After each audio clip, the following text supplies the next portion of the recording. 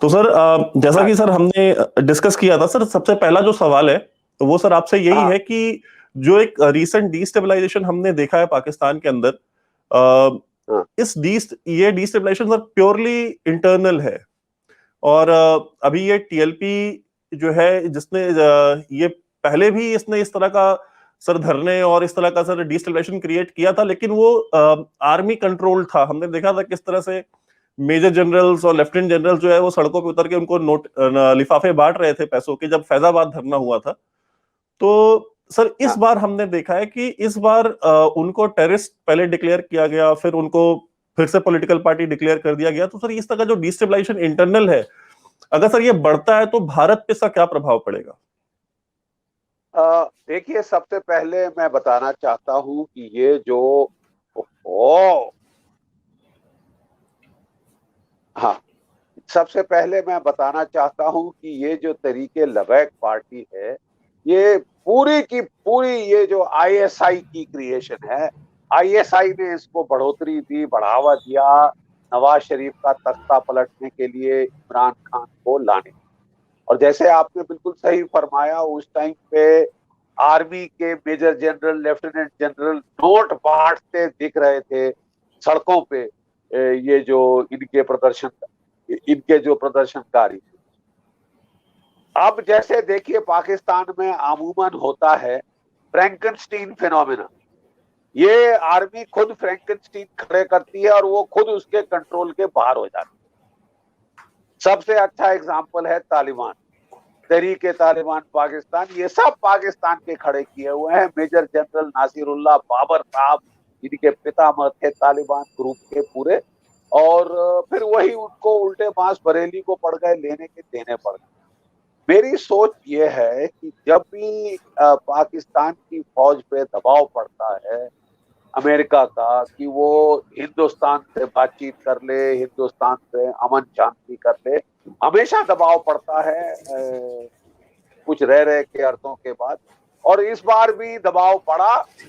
और जो है जो दबाव पड़ा, उसके चलते बाजवा साहब तो बिल्कुल दबाव के नीचे आ गए। उनकी कुछ कमजोरियां हैं जो अमेरिका को लगता है पता है। और वो जो आ गए दबाव में और उन्होंने शांति कर दी।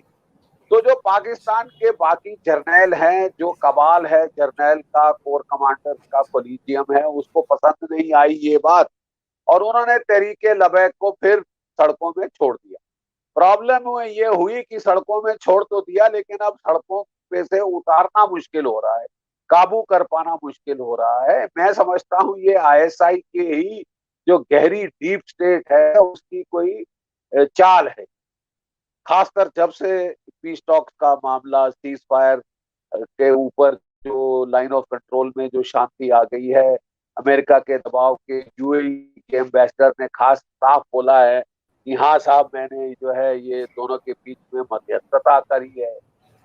तो इसके चलते आपको इससे जोड़ के देखना होगा, then things will fall into place. Sir हम ये देखते हैं कि सर जब भी पाकिस्तान में मार्शल लॉ लगना होता है तो मार्शल लॉ लगाने से पहले जो है वो जमीन तैयार की जाती है फौज की तरफ से।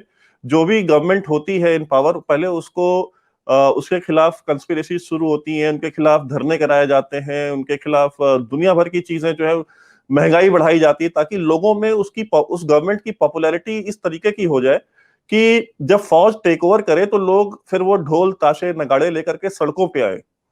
तो आपको नहीं लगता कि पाकिस्तान में जिस तरीके की महंगाई बढ़ रही है और जिस तरह का मिसमैनेजमेंट है और लोग जो है सड़कों पे निकल करके एहतजाज कर रहे हैं, तो ये कहीं ना कहीं मार्शल लॉ लगाने की तैयारी, जिसकी ख्वाहिश जो है वो चीन की तरफ से भी बहुत ज्यादा है, बिकॉज चीन को एक किसी फर्द से डिक्लेयर बातचीत करना, उनसे पॉलिसी मैटर्स डिस्कस करना उनको ज्यादा आसान लगता है, डील करना ज्यादा आसान लगता है, बनिस्बत कि वो एक फौज से अलग डील करते हैं, गवर्नमेंट से अलग डील करते हैं, मिनिस्ट्रीज से अलग डील करते हैं। आ, बिल्कुल सही फरमा रहे हैं आप। देखिए, मैं कहना ये चाहता हूँ कि इमरान खान जो है वो एक पपेट हैं, एक बिल्कुल मोहरे हैं फौज के। वो इलेक्टेड प्राइम मिनिस्टर कभी नहीं थे, वो हमेशा सिलेक्टेड प्राइम मिनिस्टर थे। बाजवा साहब ने उनको सिलेक्ट किया, उन्होंने बाजवा साहब को extension the. You scratch my back I scratch your back, काफी बड़ा कोजी सिंड्रोम चल रहा था। लेकिन अब प्रॉब्लम ये हो रही है कि इमरान खान साहब बिल्कुल वो जैसे पाकिस्तान में मजाकिया तौर पे कहते हैं डिम द इम द डिम, जो है कि ये बहुत ही मंद बुद्धि वाले हैं, क्रिकेट खेलना आता है, शादियां खूब सारी करनी आती हैं, बाकी कुछ नहीं पता।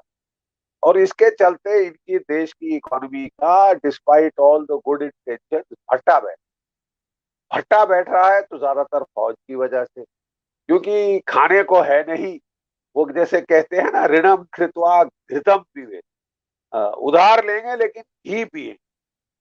और सबसे जो कॉस्टली हथियार हैं, इंडिया को जो जिसकी इकोनॉमी 10 गुना बड़ी है इनसे, उसको मैच करने की कोशिश करेंगे, उसको आउट कम्पीट करने की कोशिश करेंगे पाकिस्तान की फौज। दो कौड़ी की परवाह नहीं कि लोग मर रहे हैं भूखों, आलू खाने को नहीं मिल रहे, गधे बेच रहे हैं, और बुरे हाल हैं, फटीचर हाल हैं मुल्क के। किसी भी टाइम इकोनॉमी कोलैप्स हो सकती है। कर्जों के बोझ के नीचे दबे हुए हैं, एक कर्जा चुकाने के लिए दूसरा कर्जा ले रहे हैं। क्या कहते हैं, यूएई का पैसा वापस करने के लिए, सऊदी अरेबिया का पैसा वापस करने के लिए चीन से पैसा दे रहे हैं, चीन का पैसा वापस करने के लिए जो आईएमएफ है उसका पैसा उधार ले रहे हैं, शर्तें पे शर्तें लगी जा रही हैं, डेट सर्विसिंग बहुत भारी प्रॉब्लम हो रही है, कोलैप्स की तरफ ये इकोनॉमी जा रही है। तो अब जो पाकिस्तान की फौज है वो अपना पल्ला झाड़ना चाहती है एक डूबती हुई सरकार, और इसके लिए I will not be surprise अगर पाकिस्तान की फौज जो है या तो इनको हटवाए, कोई और चेहरा सामने लाए, क्योंकि पाकिस्तान की फौज ने एक सबक सीख लिया है, और वो सबक ये है कि डायरेक्ट रूल करने में सारी दुनिया बहुत चिढ़ जाती है, अमेरिका खफा हो जाता है। तो इसके लिए अच्छा है कि हम जो है मुखौटा आगे रख के राज तो पाकिस्तान की फौज कर रही है।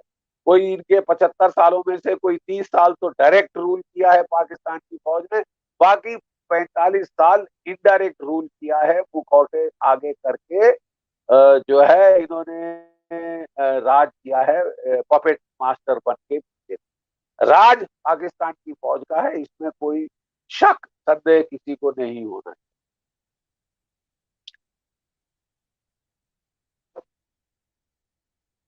हेलो। ये चीज देखी है कि बलूचिस्तान में बिना फौज की मर्जी के परिंदा पर नहीं मार सकता।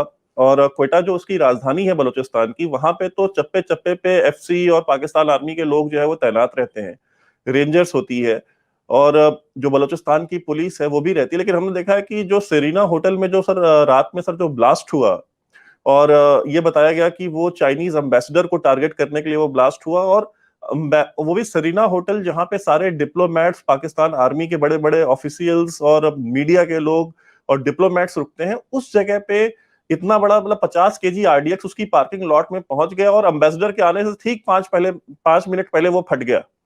तो सर आपको ऐसा नहीं लगता है कि ये जो पूरा का पूरा ये जो माहौल बनाया गया है, ये कहीं ना कहीं पहली बात तो सर ये पॉसिबल कैसे है कि इतनी सिक्योरिटी के बाद भी 50 किलो आरडीएक्स उस होटल की पार्किंग में पहुंचा कैसे? और कहीं ना कहीं इसके पीछे ये तो नहीं कि फौज चाहती है कि चाइना को किसी तरीके से ये सिग्नल दिया जाए कि इंडिया जो है वो स्पॉइलर है, और इंडिया को काउंटर करने के लिए चाइनीज जो फर्दर सपोर्ट है उसकी डिमांड की जाए? हमने याद है कि आईएसपीआर ने भी अभी 2-3 महीने पहले सर प्रेस कॉन्फ्रेंस करी थी, और उन्होंने बताया था कि टीटीपी को किस तरह से इंडिया फंड कर रहा है, और टीटीपी ने ही जिम्मेदारी ली इस ब्लास्ट की भी। देखिए, बात ऐसी है कि पाकिस्तान की फौज जो है, इनके बड़े शातिराना चालें चलती रहती है। नाम को तो अभी ये टोटल चीन के मोहरे हो गए हैं जब से डोनाल्ड ट्रंप से खफा हुआ।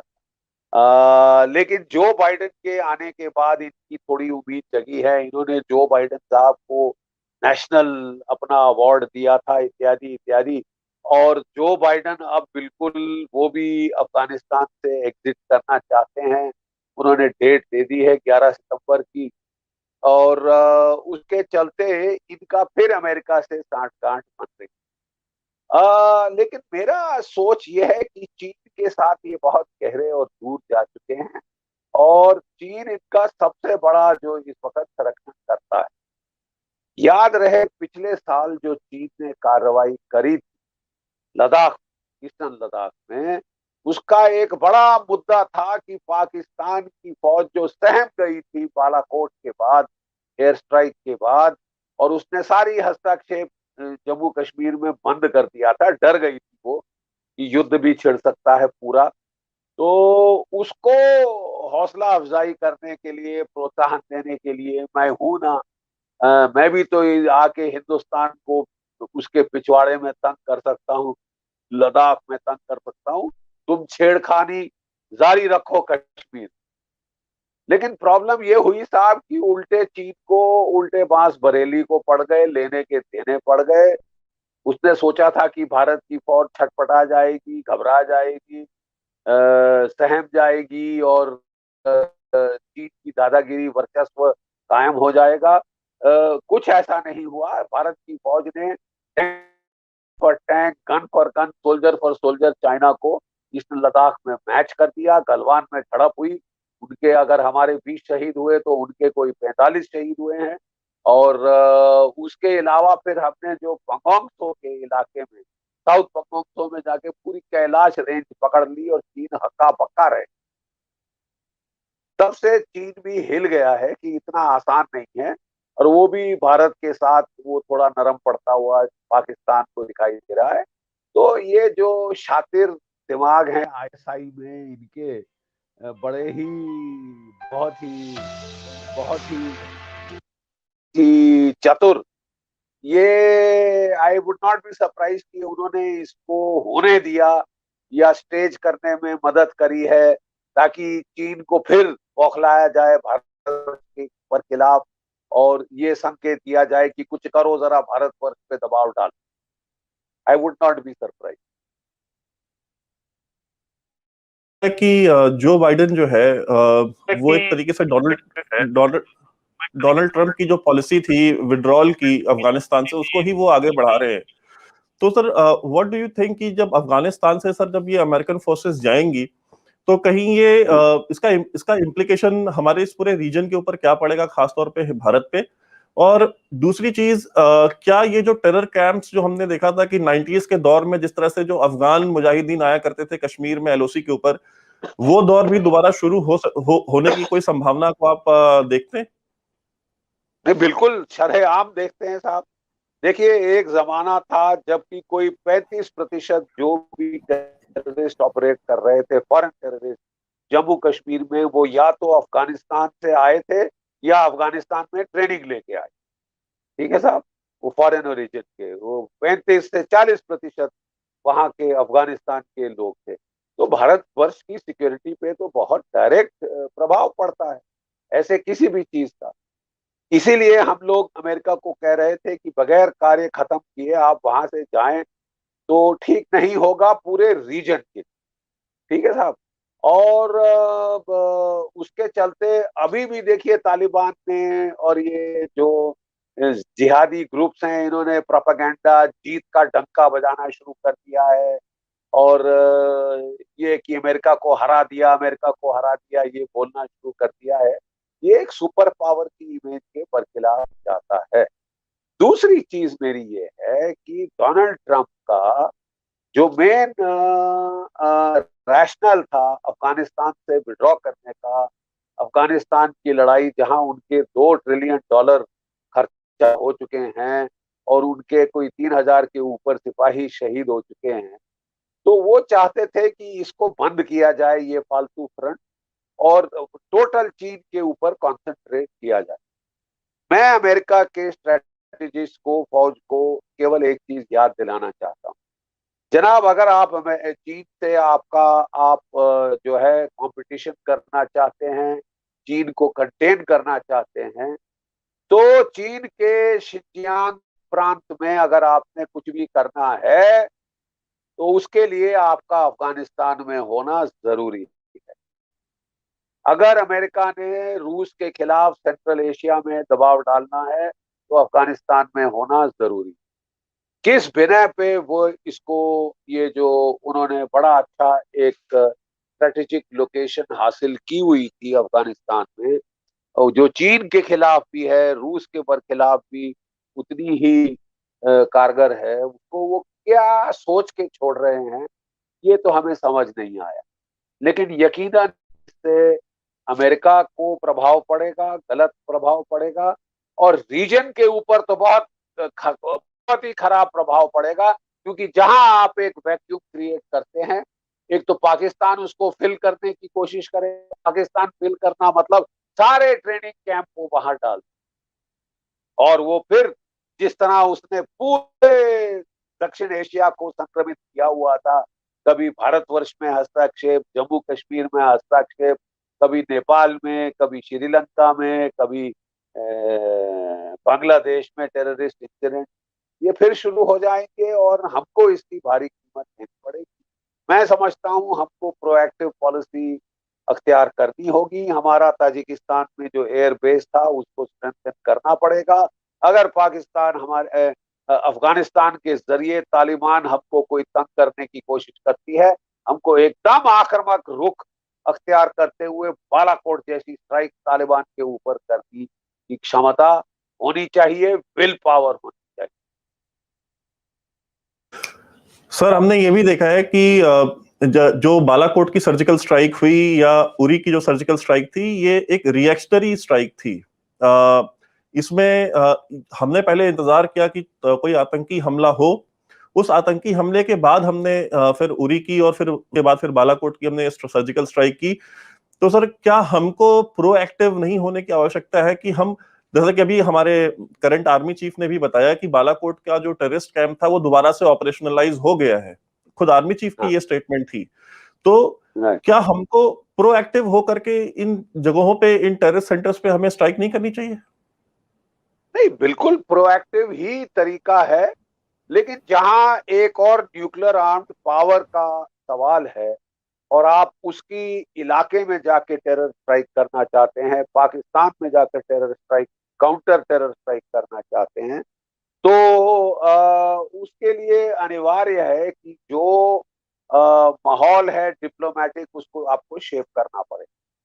और उसको शेप करने का सबसे आसान तरीका होता है कि आप स्ट्राइक का इंतजार करें और फिर जोरदार पलटवार करें। उसको आप जस्टिफाई कर सकते हैं एज हॉट परस्यूट, जो कि इंटरनेशनल लॉ आपको इजाजत देता है।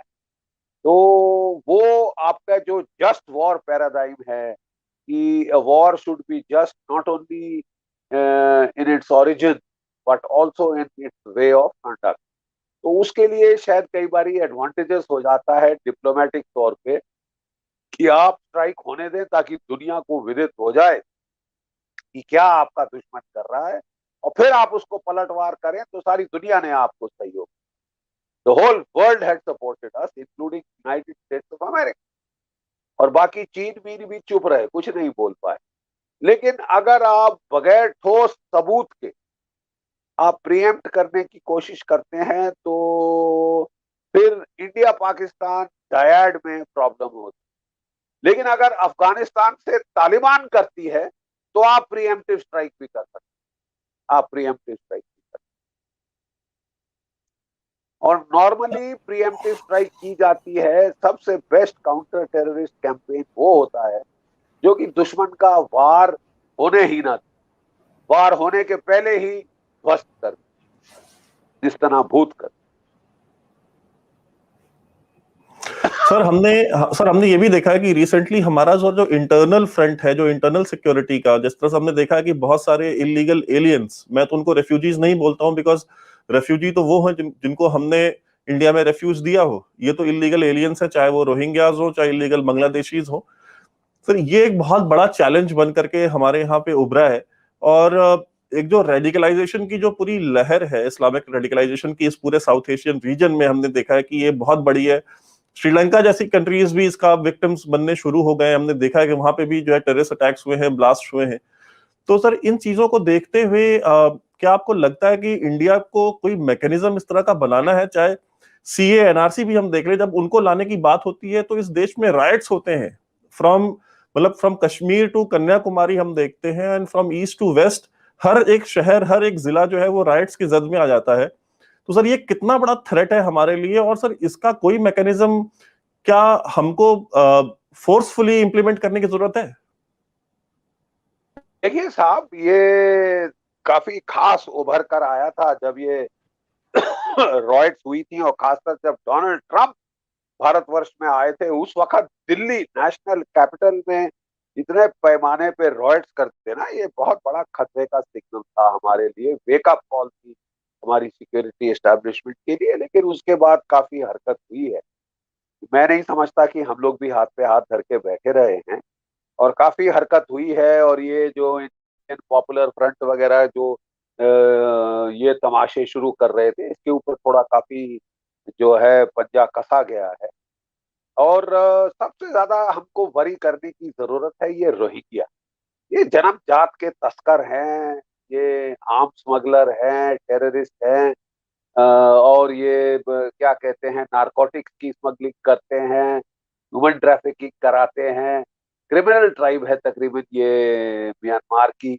वहां के बौद्धों का नाक में दम किया हुआ है, तभी तो पाक वहां की जो म्यांमार की फौज है उसने पलटवार किया और उनको खदेड़ा बाहर। अब ये हमारे लिए सरदर्द बन गए हैं। अच्छा साहब, देखिए, मुझे ये समझ नहीं आता, ये मुसलमान हैं और ये कहते हैं कि हमको रिफ्यूज चाहिए, हमको परसिक्यूट किया जा रहा है, तो उस देशों में क्यों नहीं जाते? तुर्की, Saudi Arabia, Pakistan, United Arab Emirate, वहां क्यों नहीं जाते? वहां इनको पनाह क्यों नहीं दी जाती? ये भारतवर्ष में ही क्यों आना चाहते? और भारतवर्ष में आके साहब, ये मुंबई में जाके जो हमारा शहीद स्मारक है उसकी तोड़फोड़ कर, ये जम्मू कश्मीर में बसना चाहते of all the bloody places, और इनको जम्मू कश्मीर में बसाया गया आर्मी के सुंजवा कैंप के साथ, ताकि ये टेररिस्ट अटैक फैसिलिटेट करे, फैसिलिटेट कराएं। कौन पागल सरकार ऐसी चीजों को बर्दाश्त कर सकती है? लेकिन हैरत की बात यह है कि यूपीए के टाइम में ये बर्दाश्त किया गया नहीं, एनकरेज किया कि किसी तरह डेमोग्राफी बदली जाए, इलेक्टोरल एडवांटेज आए, और पता नहीं न जाने क्या मंशा लेके ये पागलपना हाराकिरी लोग करने पे लगे हुए हैं। रोहिंग्यास को तो बिल्कुल खदेड़ के बाहर करना चाहिए। और जहां तक बांग्लादेश है, वहां की सरकार हमसे कोऑपरेट कर रही है, लेकिन वहां पे भी बहुत सारे हॉस्टाइल एलिमेंट्स हैं जिन पे हमको नजर रखनी हो। सबसे ज्यादा खतरा एक हमको इस वक्त चिंता जो है वो लग रही है आपके माओइस्ट। हर साल छत्तीसगढ़ के दांतेवाड़ा के इलाके से ये इनकी माओइस्ट बटालियन निकलती हैं और 30, 40, 50 मार डालती हैं, कभी 75 मार डालती हैं। सारे हथियार चले जाते हैं, लेटेस्ट जो पुलिस ने खरीदे होते हैं। ये साहब अब बहुत चिंता का विषय बन रहा है।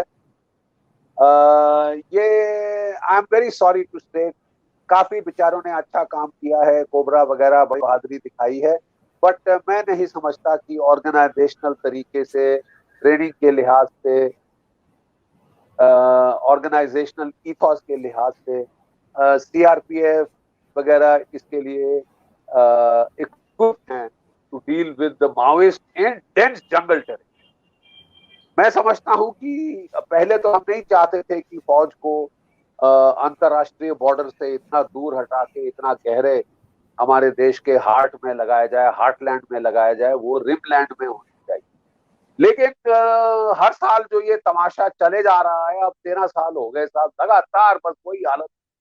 तकरीबन थोड़ी सी बेहतर अगर मार्जिनल एरिया में हुई है, जहां तक दांतेवाड़ा का सवाल है, वहीं की वही।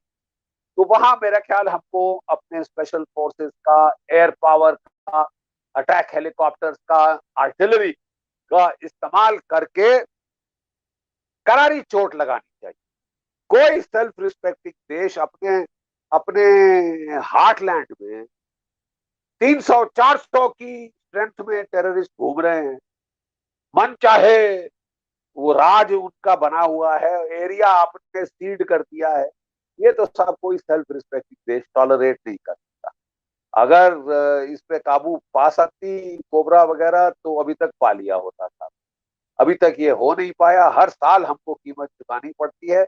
इसलिए मैं समझता हूं कि प्रैक्टिकल काम ये है कि हम आर्मी के स्पेशल फोर्सेस, आर्मी के अटैक हेलीकॉप्टर्स, एयरफोर्स के फाइटर्स और ये लगा के इन पे करारी चोट पहुंचाए, टेम्पररी ऑपरेशन करें, फिर कोबरा टेक ओवर कर सकती है ऑपरेशन। बात कही है कि आर्मी को इस्तेमाल करना चाहिए हैवी आर्टिलरी वगैरह।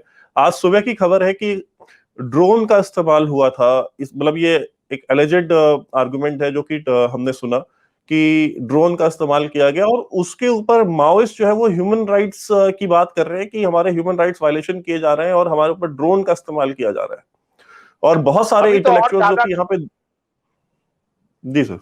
हाँ सॉरी, हाँ बोलिए बोलिए तो बहुत बहुत बोलिए। सारे इंटेलेक्चुअल्स जो दिल्ली और हैदराबाद और बॉम्बे और तमिलनाडु में बैठे हैं, बंगाल में, वो हाय तौबा मचा रहे हैं सुबह से कि ये आप किस तरह से कर सकते हैं, आप अपने लोगों के ऊपर ड्रोन किस तरह इस्तेमाल कर सकते हैं। तो सर जहां पे इस तरह का माहौल हो, जहां पे पूरी लिबरल ब्रिगेड खड़ी हो जाए इस देश के अंदर उस चीज के खिलाफ, तो वहां पे सर हैवी आर्टिलरी और स्पेशल फोर्सेस वगैरह को तो सर तस्वुर करना भी एक गुनाह बना दिया जाता है हमारे यहाँ देश में। नहीं नहीं, तो क्यों?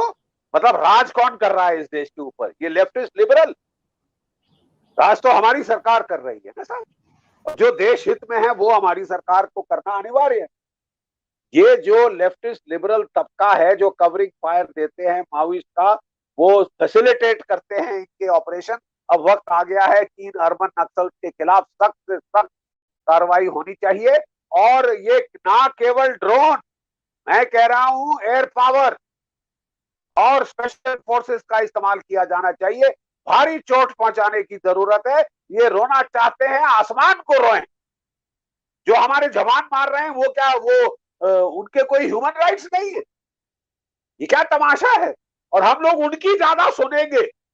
मतलब देश का राज हमने सौंप दिया है लेफ्टिस्ट लिबरल, ये जो है ये देशद्रोही, जो कि जेएनयू में, हैदराबाद में और दाएं बाएं जो भरे हुए हैं, ये सब इनकी सही जगह जेल की सलाखों के पीछे। और इनकी चैं चैं चिल्लकाओं से क्या मतलब? देश अपना सुरक्षा कवच नीचे कर देगा, मार खाने को हो जाएगा, वो भी आजीवन, एड इंफिनिटम करते रहो ऑपरेट, 300 के ग्रुप में ऑपरेट करो। ये कोई मजाक है क्या साहब? हमारी देश की सॉवरेनिटी है या मजाक है? हम पाकिस्तान को कहते हैं कि तुम्हारा एरिया कंट्रोल में नहीं, हम कंट्रोल करें आंखें क्या? तो आप अपना एरिया क्यों नहीं कंट्रोल कर रहे? लगाओ मार। अरे जो जो लोगों को, बेचारे सिपाहियों की जान ले रहा है हर साल, 30 35 40 75 मारे थे एक में। हर एक वो स्ट्राइक होती है, हथियार चले जाते हैं हमारे, और ये हथियार जाते हैं माओइस्ट को। अब लेटेस्ट हथियार कोबरा के लिए आप खरीदो और वो जाए माओइस्ट को, तो ये तो देश का बड़ा भारी नुकसान, डबल नुकसान है ना। क्वाइट क्लियरली कुछ खामियां हैं इस फोर्स में अभी भी। इनकी ट्रेनिंग में वो कहते हैं आईपीएस के सीनियर अफसर आके लीड नहीं करते, तो दिल्ली में बैठे कहीं और बैठे वो लोग ऑपरेशन प्लान करते हैं। इंटेलिजेंस ठीक है नहीं। तो हमारे पास सैटेलाइट हैं, ड्रोन हैं, सब कुछ है, क्यों ना उन सब का इस्तेमाल करके इनके अच्छी मार लगाई, अच्छी खासी मार, ताकि इनको हिमाकत ना हो सरकार के खिलाफ बगावत करने की, हथियार उठा के हमारे लोगों को, सिविलियंस को, पैरामिलिट्री फोर्सेस को मारने। ये तो हद से ज्यादा हो रहा है था। और ये 13 साल से ये सिलसिला चला आ रहा है। How long can you tolerate this? अभी तक हमने पलटवार नहीं किया है। मुझे तो बड़ी हैरानी हो रही कि हम किस तरह इसको सह सकते हैं कि थूका है चाट लो, हजम करो और चलते चलो, सिर दीवा करो और बेचारे जवानों को मराते चलो। That's not on. आप हिट बैक करिए।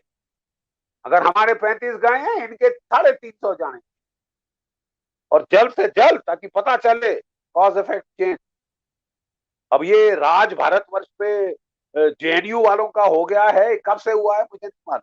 कौन सी इलेक्शन जीत के वो दिल्ली के राजे हो गए हैं, मैं नहीं जानता। तो ये बकवास है कि साहब वो चिल्लाएंगे, क्यों? जेल के पीछे करो, जहां उनकी जगह है देशद्रोहियों को सपोर्ट देने की, कवरिंग फायर देने के लिए, फैसिलिटेट करने के लिए उनके ऑपरेशन। बहुत तमाशा हो गया साहब। We can't suffer this. कोई सेल्फ रिस्पेक्टिंग देश इसको टॉलरेट नहीं कर सकता।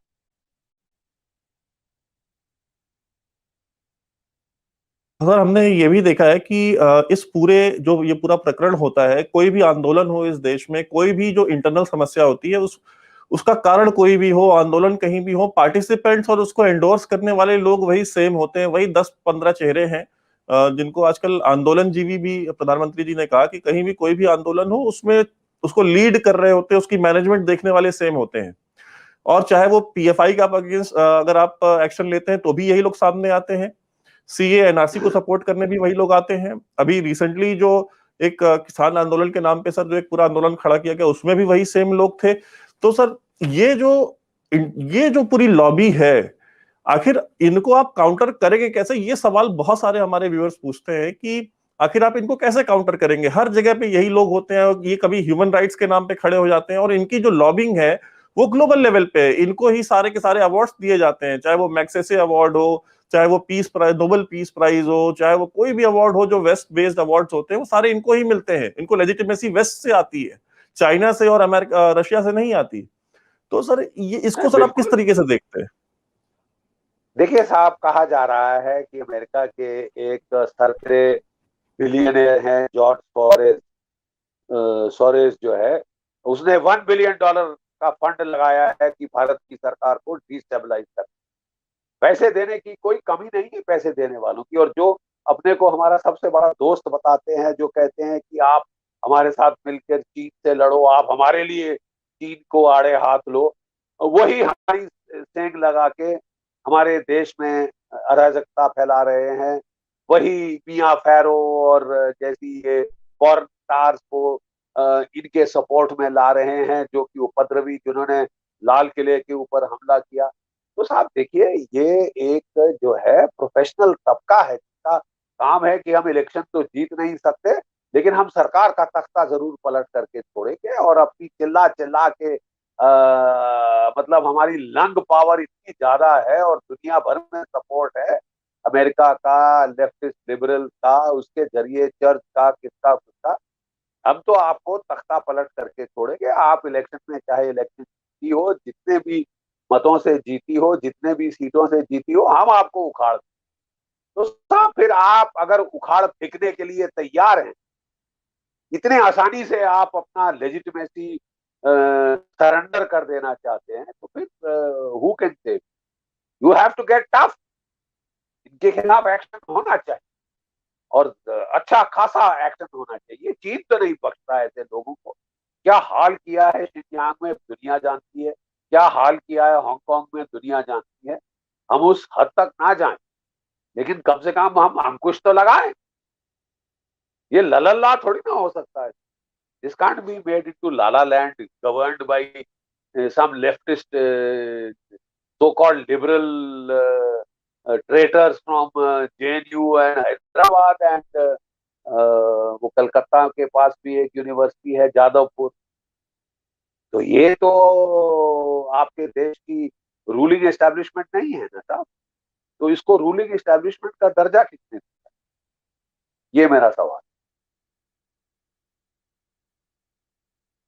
जब हम ये देखते हैं कि इन इस तरह के तत्वों के खिलाफ जब कार्रवाई की बात आप करते हैं या आपसे सहमत रहने वाले लोग करते हैं और कहते हैं कि इनके खिलाफ सख्त कार्रवाई होनी चाहिए, कानूनी कार्रवाई होनी चाहिए, इनको जेल में भेजना चाहिए, तो ये बात कही जाती है कि हम डेमोक्रेसी हैं, हम सोवियत यूनियन नहीं है, हम चाइना नहीं है और ये जो है कि ये हमारी फ्रीडम ऑफ एक्सप्रेशन के ऊपर एक खतरा है और ये जो है कि फासिज्म आ गया है इस देश के अंदर। तो सर ये फासिज्म जो है या ये जो मतलब इस तरह की जो चीजें इस तरह के टर्म्स के साथ आपको एसोसिएट किया जाता है, तो इसमें सर दो चीजें निकल के सामने आती हैं। पहली ये कि जहां पे ये कम्युनिस्ट खुद रूल करते हैं, क्या वो वहां पे उस तरह की फ्रीडम ऑफ एक्सप्रेशन या फ्रीडम ऑफ जर्नलिज्म या इस तरह का कोई भी फ्रीडम वो अपनी सिटीजन्स को देते हैं? चाहे वो चाइना हो, चाहे रशिया हो, चाहे वो वेनेजुएला हो, चाहे क्यूबा हो, कहीं नहीं देते। लेकिन हर उस चीज की डिमांड ये इंडिया में करते हैं जहां पे ये चीजें उनको मिलती हैं। दूसरा सर सवाल ये है कि अगर इनके खिलाफ कार्रवाई की जाती है और ग्लोबल लेवल पे जो एक बैकलैश क्रिएट करने की कोशिश की जाती है, डू यू थिंक कि हमको इसके लिए तैयारी अभी से ही शुरू कर देनी चाहिए? नहीं नहीं साहब, अगर आपने अभी तक क्यों नहीं की है? ये कोई नई चीज है क्या? जब से ये देश आजाद हुआ था तब से ये तमाशा तकरीबन इन लोगों ने शुरू कर दिया। नस्लवाद 67 में उभरा था ना पहले। और सबसे पहले मैं आपके पहले सवाल, बहुत जायज ऑब्जर्वेशन है आपकी। स्टालिन ने क्या किया सोवियत संघ में? गुलाग भर दिए, करोड़ों लाखों लोगों को जाके मार दिया वहां की ठंड में, स्लेव लेबर कैंप्स में। माओ ने क्या किया? 35 मिलियन चीनी नागरिकों को मौत के घाट उतार दिया था, मौत के घाट उतार दिया। आप वो फ्रीडम ऑफ स्पीच की तो बात ही भूल जाएं। और वो आपको यूजफुल इडियट समझते हैं कि जो प्रजातंत्र की, वो हर एक प्रजातंत्र की फ्रीडम का इस्तेमाल करके आपको तख्ता पलटने की कोशिश में लगे हुए हैं। हर फ्रीडम का मिसयूज करने की वो जंग में लगे हुए कि आपको तो हम मार के छोड़ेंगे, आप ही की फ्रीडम इस्तेमाल करें। अब ऐसों के जो है, फ्रीडम ऑफ स्पीच का मतलब ये नहीं कि आप सरकार के खिलाफ हथियार उठाएं, आप लाशें गिराएं, खून बहाएं। ये फ्रीडम ऑफ स्पीच कतई कॉन्स्टिट्यूशन में कहीं ग्रांट नहीं।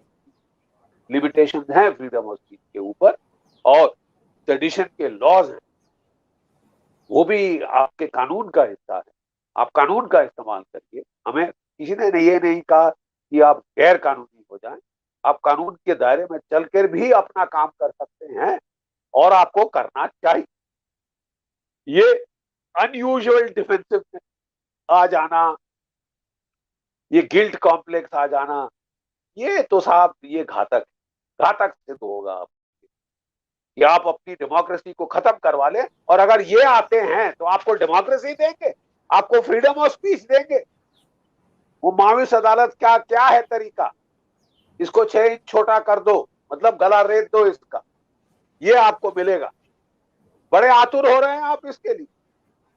साहब ये पागलपना है, ये बीमारी है, एक खास भारतीय बीमारी कि मैं तो अहिंसा वाला हूं, मैं कुछ नहीं करूंगा, मेरी एक गाल पे थप्पड़ मारे मैं दूसरी गाल आगे करूंगा, तो खाओ मार, कराओ अपनी बेइज्जती पूरी दुनिया भर में। क्या तमाशा है? 300 की पलटने माओइस्ट आपके इलाके में घूम रही है। जब मैं जम्मू कश्मीर में था, मैंने 7 से बड़ा ग्रुप नहीं देखा। वहां भी 30 साल युद्ध चला है, 7 से बड़ा ग्रुप नहीं देखा। और जब आता था, खबर आती थी, मैं हेलीकॉप्टर लेके खुद पहुंच जाता।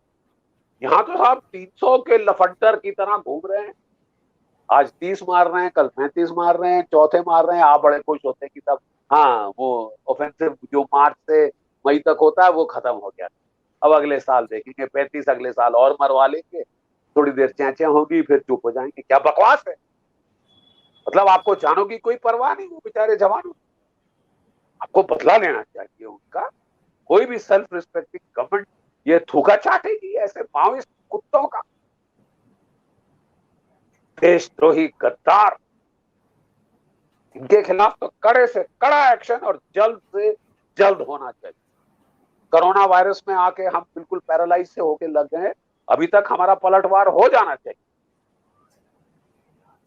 और अभी भी मुझे उम्मीद है कि होगा, होना पड़ेगा। अब नहीं इस तरह हाथ पे हाथ धर के बैठ सकते कि अब अगले साल देखेंगे, अगले साल 35-40 और मरवा लेंगे, तब तक लोग भूल गए हो। क्या है ये? कोई तरीका है? आपके जवान हैं, आपके उनकी फैमिलीज हैं, अनाथ हो गए वो बच्चे, रो रहे हैं वो माता पिता, उनकी वाइफ्स, उनके ये, और आप हम हाथ पे हाथ धर के बैठे और अपील की जा रही है कि हमारे आदमी को छोड़ दो, छोड़ दो। हम हाथ जोड़ते हैं, पांव पड़ते हैं। क्या है ये? दूसरी सरकार क्यों है हमारे देश? किसने सिलेक्ट किया, किसने इलेक्ट किया इस माओइस्ट? इसके खिलाफ ये तो आस्तीन का सांप, जल्द से जल्द इसका सर कुचलना चाहिए। और आचार्य चाणक्य कह गए, बाहर का दुश्मन और अंदर घर में घूमता सांप। सबसे पहले जो सांप घर में घूम रहा है उसका सर कुचलना चाहिए, फिर आप बाहर वाले लठबाज से डील करो। ये सर एक लास्ट ये क्वेश्चन है सर मेरा, कि जब भी हम बात करते हैं किसी भी सीआरपीएफ ऑफिसर से जो कि वहां पे पोस्टेड होता है, या किसी भी पुलिस ऑफिसर से भी बात करते हैं जो कि कॉम्बिंग ऑपरेशंस करते हैं, जो स्टेट गवर्नमेंट की पुलिस ऑफिसर्स हैं, वो हमेशा ये कहते हैं कि देखिए हमें कई बार तो ऐसा होता है कि हमें मालूम होता है कि वहां पे फला गांव में फला नक्सली जो है वो बैठा है, लेकिन हम उसको मारते इसलिए नहीं है कि हमें 10 बार सोचना पड़ता है मारने से पहले कि अगर आज हम इसका एनकाउंटर कर देते हैं, आज हम इसको मार देते हैं, तो दिल्ली से जो है वो लाल बिंदी गैंग के लोग चलेंगे और वो यहाँ पे आकर के इतने केसेस लाद देते हैं हमारे ऊपर, सुप्रीम कोर्ट से लेकर के, हाई कोर्ट से लेकर के लोकल कोर्ट्स तक, कि एक तो हमारा करियर खराब होता है कि हमारी प्रमोशंस रुक जाती हैं, दूसरा हम इतना कोर्ट कचहरी करना पड़ता है कि हम परेशान हो जाते हैं, ट्राइबल एक्ट लग जाते हैं उनके ऊपर और दुनिया भर के और दूसरे एक्ट लग जाते हैं। तो सर क्या इसके लिए अभी हमको कुछ कानून साजी करने की जरूरत नहीं है? Do we actually need to revisit and make new laws to provide protection to our security forces personnel? You have to provide protection to your troops operating there. और वहां पे रिक्विजिट कानूनन इंस्ट्रूमेंट्स हैं आपके पास कितने सारे ये एक्ट हैं, एंटी टेररिज्म के बरखिलाफ और अनलॉफुल एक्टिविटीज प्रिवेंशन एक्ट वगैरह, जिसके तहत आप काम कर सकते हैं। अगर ऐसे चलते तो साहब ना कश्मीर में ऑपरेशन हो सकते थे, ना नागालैंड, मणिपुर, मिजोरम में हो सकते थे, कहीं हमने फौज भी हाथ पे हाथ धर के बैठ जाती। We have to be able to fight it. Police वाले क्या मतलब कानून उनसे अच्छा कौन जानता है कानून? और इतना ज्यादा इंपॉर्टेंस देना इन अर्बन नक्सलाइट को घातक सिद्ध होगा। अगर वो इतना डरा सकते हैं आपके सेंटर आर्म्ड पुलिस फोर्सेस को और पुलिस, तो फिर तो साहब रह क्या गया? फिर तो उनकी फतह है, फिर तो राज वो बगैर इलेक्शन जीते राज कर रहे हैं। We have to call a halt to this nonsense and the earlier the better. ये तमाशा हमेशा के लिए चलने नहीं दिया जा सकता। 13 साल से तो हम देख, जब मैं रिटायर हुआ था साहब, मुझे ऑफर किया गया था कि आप छत्तीसगढ़ में मिलिट्री एडवाइजर के तौर पे जाएं, तो मैं वहां गया स्टडी ग्रुप के साथ। मैंने कोई हफ्ता लगाया था, सब जगह मैंने देखी, और उस वक्त मैंने जो निरंजन साहब थे, चितरंजन साहब, मैंने उनको बोल दिया था कि साहब ये पुलिस के बूते की बात नहीं, आपको लिमिटेड टाइम के लिए आर्मी को लाना पड़ेगा। ये मैंने आज से 13 साल पहले, और बिल्कुल वही है साहब। आप अपनी कोई रोड ओपनिंग करते नहीं, जो आपकी सीआरपीएफ की बटालियन हैं, सिवाय कोबरा के, वो बटालियन के तौर पे ऑपरेट नहीं करती, कंपनी के तौर पे ऑपरेट करती है। बटालियन कमांडर सहारनपुर में है और कंपनियां छत्तीसगढ़ में हैं, ये कैसे हो सकता है साहब? और छोटे जूनियर रैंक के अफसर जाते हैं, आईपीएस के लोग वो एम्बेसडर कार जहां जाती है वहां तक ही जाते हैं। ऐसे थोड़ी ना साहब। जब हम लोग थे एज कर्नल तो खुद पर्सनली ऑपरेशन लीड करते थे। एज ब्रिगेड कमांडर मैंने ऑपरेशन में हिस्सा लिया है, जीओसी तक मैं ऑपरेशन के अंदर घुस गया। आपको थोड़ा कल्चर चेंज करना पड़ेगा। तभी मैं कह रहा हूँ कल्चर चेंज में बहुत टाइम लगता है। किसी ऑर्गेनाइजेशन का ईथॉस कल्चर, और वो पुलिसिंग के लिए बने, वो फौजी काम करने के लिए नहीं बने। घने जंगलों में काउंटर इंसर्जेंसी ऑपरेशन पूरी दुनिया भर में केवल फौज कर। अगर फौज को यहाँ नहीं लगाया गया था तो उसकी रीजन ये था कि फौज को बॉर्डर से इतना दूर हटा के नहीं लाना चाहते थे, ताकि जब जरूरत पड़े तो बहुत टाइम लगे उनका पाकिस्तान के बॉर्डर या चीन के बॉर्डर पहुंचने। लेकिन अब मेरे ख्याल में सोच रहा हूं कि अब हमको हमारी उम्मीद थी कि कोबरा वगैरह जो फोर्स बने हैं नए, ये हैंडल कर लें, लेकिन अभी तक I am very sorry to state we have to be objective. Limitation है ट्रेनिंग की, ऑपरेशनल ईथॉस की, ऑर्गेनाइजेशन की, जिनके मद्देनजर रखते हुए आपको टेम्पररी तौर पे फौज का इस्तेमाल शायद करना अब अनिवार्य होता है। Thank you so much sir, thank you so much for joining us today, and I hope कि सर हमारे जो व्यूअर्स हैं सर, उनके लिए सर आप फ्यूचर में भी आते रहेंगे, एंड आपका स्नेह और आपका आशीर्वाद हमें मिलता रहेगा। Thank you. ये मेरे को इसका आपको लिंक भेज देना।